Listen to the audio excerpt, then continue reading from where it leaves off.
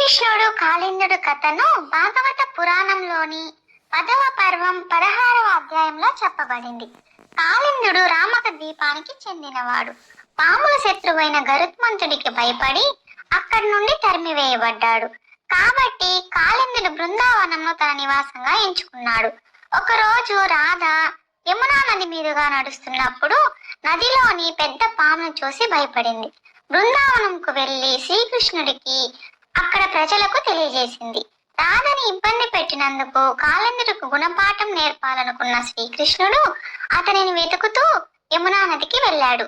కృష్ణుణ్ణి చూసిన కాళిందుడు కృష్ణుని కాళ్ళ చుట్టూ చుట్టబడి అతనిని నిర్బంధించాడు. అది చూసిన యశోద పాముకు భయపడి కృష్ణుణ్ణి తిరిగి రమ్మని ఆదేశించింది. ఇంతలో కాళిందుడు తప్పించుకోవడానికి ప్రయత్నించగా కృష్ణుడు అతని తోకపై అడుగుపెట్టి మళ్ళీ ఎవరిని ఇబ్బంది పెట్టవద్దని హెచ్చరించాడు. మరుసటి రోజు కృష్ణుడు రాధ తన స్నేహితులతో కలిసి యమునా నది సమీపంలో బంతి ఆట ఆడుతున్నారు. ఆ బంతి యమునా నదిలో పడిపోయినప్పుడు దాన్ని తీసుకురావడానికి కృష్ణుడు యమునా నది దగ్గరకు వెళ్ళాడు. అప్పుడు కాళిందుడు అతన్ని నిర్బంధించి యమునా నదిలోకి లాక్కెళ్ళాడు.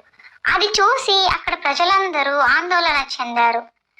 నదిలో కృష్ణుణ్ణి తన శరీరంతో చుట్టగా కృష్ణుడు తన శరీరాన్ని విస్తరించడంతో కాళిందుడు శరీరం పగిలిపోయే పరిస్థితి వచ్చింది.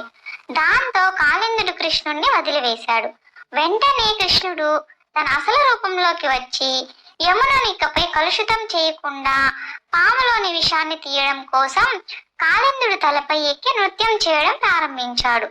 రక్తం కక్కుతూ చనిపోయే పరిస్థితిలో ఉన్న తన భర్తను చూసి కాళిందుడు భార్యలు వచ్చి తమ భర్తను అనుగ్రహించమని కృష్ణుణ్ణి వేడుకున్నారు. కృష్ణుడు గొప్పతనాన్ని గ్రహించిన కాళిందుడు లొంగిపోయి తాను మరలా ఎవరినీ వేధించనని వాగ్దానం చేశాడు. కృష్ణుడు కాళిందుడిని క్షమించి నదిని విడిచిపెట్టి రామనకా ద్వీపానికి వెళ్ళమని కోరి అక్కడ కాళిందుడికి గరుత్మంతుడి ఇబ్బంది ఉండదని వాగ్దానం చేశాడు.